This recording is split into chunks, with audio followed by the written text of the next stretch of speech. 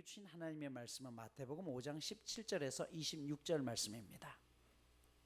마태복음 5장 17절에서 26절 말씀이죠. 제가 찾으신 줄 알고 봉독해 올리겠습니다. 내가 율법이나 선지자를 폐하러 온 줄로 생각하지 말라. 폐하러 온 것이 아니요 완전하게 하려 함이라. 진실로 너희에게 이르노니 천지가 없어지기 전에는 율법의 1.1획도 결코 없어지지 아니하고 다 이루리라. 그러므로 누구든지 이 계명 중에 지극히 작은 것 하나라도 버리고 또 그같이 사람을 가르치는 자는 천국에서 지극히 작다 일컬음을 받을 것이요 누구든지 이를 행하며 가르치는 자는 천국에서 크다 일컬음을 받으리라. 내가 너희에게 이르노니 너희 의가 서기관과 바리새인보다 더 낫지 못하면 결코 천국에 들어가지 못하리라. 옛사람에게 말한 바 살인하지 말라. 누구든지 살인하면 심판을 받게 되리라 하였다는 것을 너희가 들었으나 나는 너희에게 이르노니 형제에게 노하는 자마다 심판을 받게 되고 형제를 대하여 라가라 하는 자는 공회에 잡혀가게 되고 미련한 놈이라 하는 자는 지옥불에 들어가게 되리라. 그러므로 예물을 제단에 드리려다가 거기서 내 형제에게 원망 들을 만한 일이 있는 것이 생각나거든 예물을 제단 앞에 두고 먼저 가서 형제와 화목하고 그 후에 와서 예물을 드리라.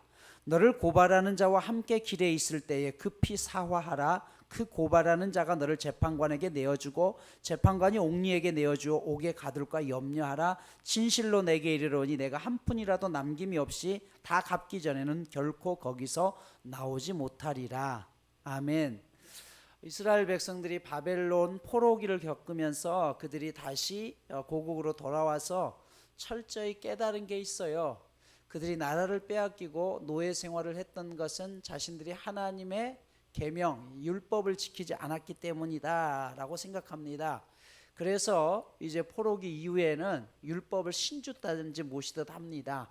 손에도 메고 이마에도 메고 문설주에도 그렇게 하면서 철저히 율법 중심으로 살아가죠. 근데 여러분, 하나님께서 율법을 주신 이유는 너의 실체를 보고 그 행동을 멈추라라고 말씀하신 건데 나중에 이 율법이 결국은 그들을 다시 올가매는 또 하나의 멍해가 돼버립니다. 여러분, 율법이 왜 필요합니까? 기준 때문이죠. 나라에서 법을 제정한 이유는요, 사람을 벌하기 위한 게 아니죠. 법을 지켜서 사람을 살리게 하기 위한 것이에요. 여러분, 교통 신호를 어기는 것은요, 왜 딱지를 뗍니까? 돈을 벌기 위한 게 아니라 신호를 어기면 사람이 죽기 때문에 사람을 보호하기 위한 것이에요. 이게 율법의 역할이라는 것입니다. 하지만 문제는 이 율법이 우리를 구원시키는 것이 아니라 기준만 세워줄 수 있다는 것이에요. 야고보 사도는 그래서 이 율법은 거울과 같다라고 이야기를 해요. 오늘 아침에 여러분들이 교회 오시기 전에 맨 먼저 일어나서 화장실에 가셔서 뭘 하셨습니까? 찍고 여러분의 모습을 봤죠. 그렇죠? 자, 모습을 보니까 밤새 자면서 머리는 헝클어져 있고 눈곱도 끼어 있고 거울을 본 사람은 어떻게 해요? 내 모습이 지금 흐트러졌다는 걸 알아요. 그래서 어떻게 해요? 그것을 씻어내는 거죠. 율법은 뭐냐 하면 거울이에요. 볼 수는 있어요. 내 상태가 어떻다. 그런데 문제는 그 모든 흐트러진 것을 해결해 줄 수 있는 방법은 없다는 것이에요. 그래서 예수님께서 오셔야만 했습니다. 이것을 우리는 은혜라고 이야기해요. 여러분, 율법은 우리의 죄가 이렇게 깨끗했던 물이 죄로 인해서 더러워졌다는 것을 이야기해요. 내 상태가 이렇다는 걸 보는 거죠. 문제는 해결할 수 있는 방법은 없다는 것이에요. 그래서 예수님께서 십자가의 죽으심을 통해서 이 모든 것을 전부 다 제거해 주셨다는 것이에요. 로마서 3장 23절은 이렇게 말씀하시죠. 모든 사람이 죄를 범하였음에 하나님의 영광에 이르지 못하였도다. 그런데 이스라엘 백성들은 이 율법이 자신들을 구원시켜 줄 수 있을 것 같다라고 생각했어요. 또 하나, 율법에서 규정하는데 예를 들어서 안식일을 지키라라고 했어요. 그럼 안식일을 어떻게 지켜야 되느냐? 여기에 대한 규정들이 없어요. 각자 해석이 다른 거예요. 그래서 이스라엘 백성들은 또 하나의 법을 만들었어요. 이게 미시나라는 법이에요. 예를 들어 이런 거죠. 안식일을 지키라라고 했는데 안식일에 일하지 말라라고 이야기까지는 했는데 어디까지가 일이고 어디까지가 일이 아니냐는 것이에요. 그래서 그들이 미시나라는 이 법을 통해서 율법을 나름대로 재해석합니다. 자, 안식일에 일을 안 한다. 무화과 한 개 정도의 무게를 드는 것은 일하지 않는 거예요. 근데 그보다 더 무거운 것을 들면 일하는 것이에요. 어제 저녁에 해놨던 식은 밥을 먹는 것은 일하지 않는 것이에요. 괜찮아요. 근데 그 식은 밥을 먹기 위해서 전자레인지에 데피는 것은 일을 하는 것이에요. 자, 이런 식으로 법을 정해 놓았습니다. 그러다 보니까 어떤 일이 일어나요? 사람들이 묶이는 것이에요. 자, 어딘가를 갑자기 갈 일이 생겼네요. 근데 미시나의 법에 의하면 사람이 1km 이상을 안식일 날 걷게 되면 이건 안식일을 어기는 거예요. 근데 내가 가야 될 거리가 2km예요. 그러면 어떻게 해요? 그래서 어떻게 하냐면 900m를 가다가 거기서 멈춰요. 그리고 조금 쉬었다가 다시 900m를 가면 돼요. 여러분, 이게 법이라는 거예요. 이게 말이 됩니까? 이런 식으로 그들은 하나님 앞에 정말 우리 실상을 제대로 봐야 되는데 그것을 교묘하게 피하면서 나름대로 해석을 해놓았다는 것이에요. 자, 그런데 여러분, 우리는 안 그렇습니까? 우리도 그래요. 신앙생활 하면서 우리가 가져왔던 습관을 마치 하나님의 말씀처럼 여길 때가 분명히 있어요. 저희 교회를 처음 오시는 분들 가운데 종종 그런 분들이 계셔요. 주일날 예배를 드리는데 이 교회에 왔더니 엄청 시끄러워. 드럼도 치고 그리고 찬송가는 안 부르고 CCM만 불러. 오늘은 더더군다나 애국가까지 부르네. 그래서 사람들이 왔을 때 야, 이 교회는 뭐야? 왜 예배 시간에 애국가를 불러? 애국가는 찬송가도 아니고 CCM도 아니에요. 그래서 뭐예요? 이상한 교회다라고 가시는 분들이 종종 있어요. 몇 주 전에도 그런 분이 계셨어요. 여러분, 그러면 예배 시간에 도대체 뭘 불러야 돼요? 찬송가는 어디까지가 기준이고 CCM은 부르면 안 된다는 게 누가 정해놓은 기준이에요? 하나님께서 그렇게 말씀하셨나요? 아니요. 내가 지금까지 신앙생활 해왔던 교회에서 나도 모르게 그게 인식이 됐어요. 그리고 그것이 기준이 된 것이에요. 이게 율법이에요. 여러분, 하나님의 은혜라는 것은 뭐냐 하면 그런 율법으로 규정 짓는 것이 아니라 어떻게 하면 내가 하나님 앞에 더 가까이 나아갈 수 있는가를 찾는 것이 은혜 안에 사는 것입니다. 신학대학 시절에 제가 섬기던 교회에서 우리 성가대 지휘자님이 계셨어요. 이분 나름대로 굉장히 사실은 이 율법을 잘 지키시는 분이에요. 한 번은 성가대 연습을 끝나고 성가대 대원들이 지휘자님, 오늘은 밖에 나가서 자장면 먹죠? 라고 이야기해요. 그러니까 이분이 주일날은 돈 쓰는 거 아니에요. 그렇죠? 옛날엔 그랬잖아요.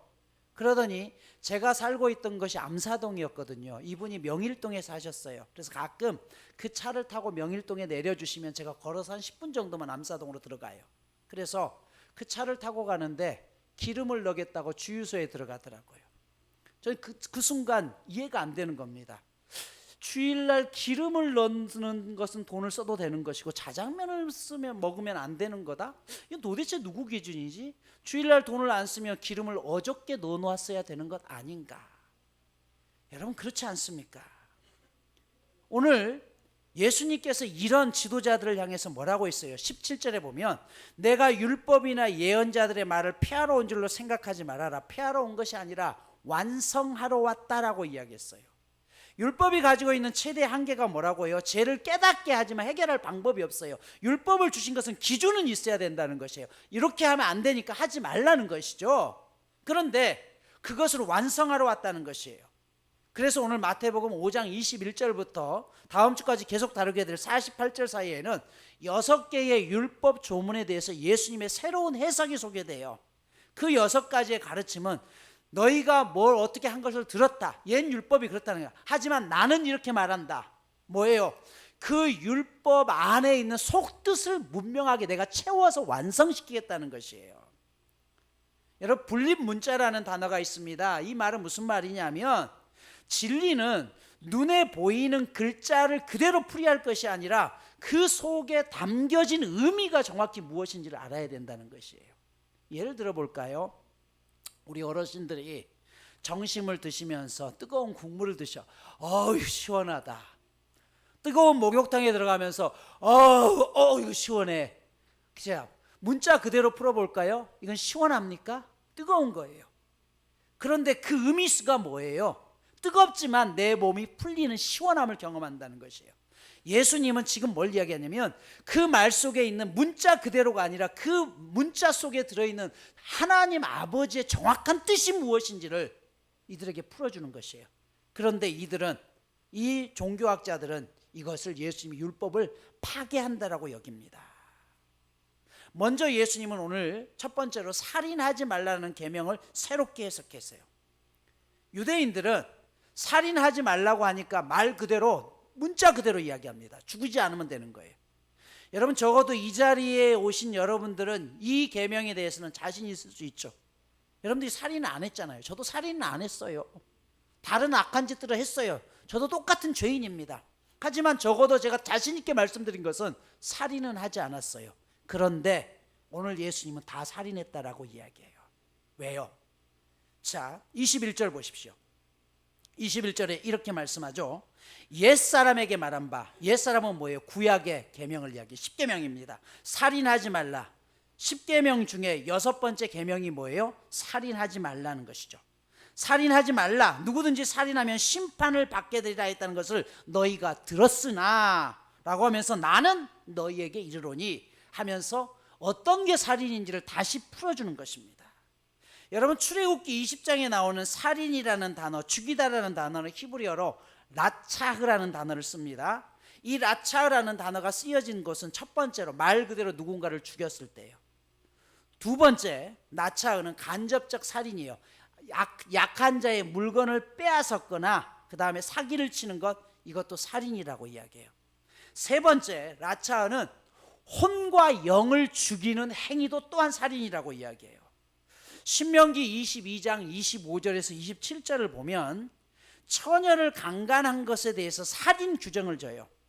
자, 이렇게 말씀합니다. 만일 남자가 어떤 약혼한 처녀를 들에서 만나서 강간하였으면 그 강간한 남자만 죽일 것이요 처녀에게는 아무것도 행하지 말 것은 처녀에게는 죽일 죄가 없습니다. 이 일은 사람이 일어나 그 이웃을 죽인 것과 같은 것이라. 남자가 처녀를 들에서 만난 까닭에 그 약혼한 처녀가 소리 질러도 구원할 자가 없었습니다. 자, 풀어서 설명하면 이런 거예요. 남녀간에 서로 결혼하겠다고 약혼을 했어요.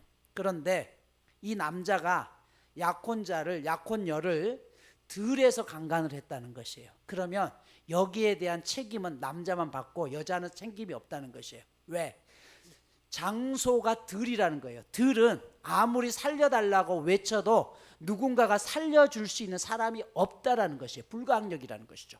반면 집 안에서 남녀가 약혼을 하는 사람이 강간했다. 그러면 이것들은 서로 합의하에 소리를 지르면 누군가가 듣고서 말릴 수 있었는데 그렇지 않았다는 것은 둘 다 합의하에 했다는 것이에요. 여러분, 그래서 여기를 왜 살인이라고 이야기하냐면 이 여인이 아무리 남편과 약혼하기로 했지만 아직 결혼한 게 아니라는 것이에요. 자신이 원치 않았는데 사랑하는 남자가 이 순결을 빼앗았다는 것 자체가 이 여인에게 씻을 수 없는 혼과 영의 상처를 주었다는 거예요. 아픔을 주었다는 것이에요. 즉 결국 강제로 순결을 빼앗았기 때문에 이것은 살인한 거나 마찬가지라는 것이에요. 오늘 본문에서 말씀하시는 게 바로 이 부분을 이야기합니다. 22절 다시 보십시오. 나는 너희에게 이르노니 형제에게 노하는 자마다 심판을 받게 되고 형제를 대하여 라가라 하는 자는 공회에 잡혀가게 되고 미련한 놈이라 하는 자는 지옥불에 들어가게 되리라. 여기 라가라는 말은 바보, 가치 없는 놈이란 뜻이에요. 상대방을 험담하고 미련하다라고 욕하는 사람, 지옥불에 들어간다는 것이에요. 이 말은 인격적인 살인이기 때문에 그래요. 왜냐하면 이것은 하나님을 먼저 모욕하는 거예요. 왜? 우리 모두는 하나님의 DNA로 만들어진 거잖아요. 그러니까 여러분, 내 삶이 지금 여러 가지 찌들고 힘들어도 하나님 보시기에는 전부 다 귀한 믿음의 자녀들이라는 것이에요. 여러분 한번 생각해 보십시오. 여러분이 길거리를 가는데 여러분의 자녀와 여러분이 함께 걸어가고 있는데 누군가가 저쪽에서 여러분의 자녀를 모욕해요. 그러면 부모로서 그걸 보면서 원래 너는 그런 사람이니까 가만히 있어요? 아니죠. 엄청 화가 나요. 왜? 아무리 네 눈에는 그렇게 보일지라도 내가 낳은 내 자식이에요. 내 자식을 모독하는 거 용납할 수 없다는 것이에요. 하나님도 마찬가지라는 것이에요. 우리가 각자가 살아온 환경이 다르고 각자의 배경은 분명히 다릅니다. 그러나 중요한 것은 우리 모두가 전부 하나님의 귀한 자녀라는 것이에요. 그러니까 누군가가 하나님의 자녀를 모독하면 어때요? 가만두지 않겠다는 것이에요. 전에도 말씀드렸죠. 열왕기하 2장에 보면요, 엘리사가 여리고로 가는 길에 어떤 일이 일어나요? 갑자기 그 꼬마 애들이 나타나가지고 동네에서 야, 이 대머리야 너도 올라가라 이하고 엘리사가 대머리였던 모양이죠. 머리가 벗겨졌던 모양이에요. 무슨 말이냐면 너의 스승 엘리야는 올라갔는데 야, 너 도대체 뭐 하는 거야? 라고 하면서 비웃는 것이에요. 그러자 어떤 일이 일어납니까? 갑자기 숲속에서 암콤 2마리가 나타나서 그곳에 있는 아이들 42명을 그 자리에서 찢어 죽여버려요. 왜? 하나님께서 그렇게 하신 거예요. 너희 눈에 보아도 내 사자라는 것이에요. 내 명령을 가지고 있는 예언자라는 것이에요. 비록 어린아이라고 할지라도 그렇게 모독하는 그들을 하나님이 용서하지 않았다는 것입니다. 여러분, 그렇기 때문에 우리가 서로에 대해서 비난하는 걸 멈출 수 있어야 돼요. 왜요? 하나님 그것을 굉장히 싫어하신다는 것이죠. 김남준 목사님이 십계명에 대한 설교를 하면서 이런 말씀을 하셨습니다. 칼에 붙은 피와 욕하는 자의 입술에 묻은 침은 같은 것이다. 여러분, 칼에 붙은 피, 누군가를 죽였던 그 피와 욕하는 자의 입술에 붙은 이 침이 동일하게 살인하는 것이라는 것이에요. 야고보서 3장 4절에서는 바다 위에 거대한 배가 그 배를 움직이는 키에 의해서 조종하듯이 우리 몸을 조종하는 것은 우리의 혓바닥이다라고 이야기해요. 그래서 야고보서 3장 6절에서는 뭐라고 했어요? 혀는 곧 불이다라고 했어요. 불. 작은 불이지만 이 불이 커지면 온 건물을 전부 다 태워버린다는 것이에요. 잠언에서는 말쟁이가 없어지면 공동체에 평화가 온다라고 했어요. 공동체가 왜 무너집니까? 누군가의 말 때문에, 잘못된 말로 인해서 결국은 공동체가 무너지는 것이죠. 탈무드에서는 이렇게 말씀합니다. 사는 것과 죽는 것이 혀의 수중에 있다. 혀가 손을 가졌을까? 아니다. 그러나 혀는 손처럼 사람을 죽인다. 손은 단지 가까운 데 있는 사람만 죽인다. 하지만 혀는 화살과 같아서 많은 거 멀리 있는 사람까지 죽인다. 혀는 도달하지 못하는 데가 없다. 여러분, 화살은 한 번에 한 사람만 죽입니다. 하지만 이 혀는 지금 제가 여러분 전체를 죽일 수도 있고 살릴 수도 있는 것이에요. 성경은 이야기합니다. 이것은 곧 혼과 영을 죽이는 것이기에 사람을 직접 육적으로 죽이는 것만이 살인이 아니라 만약 너희들이 그렇다면 너희가 살인을 저지르고 있는 것이다. 성경은 나차우라는 단어를 또 한 곳에서 사용합니다.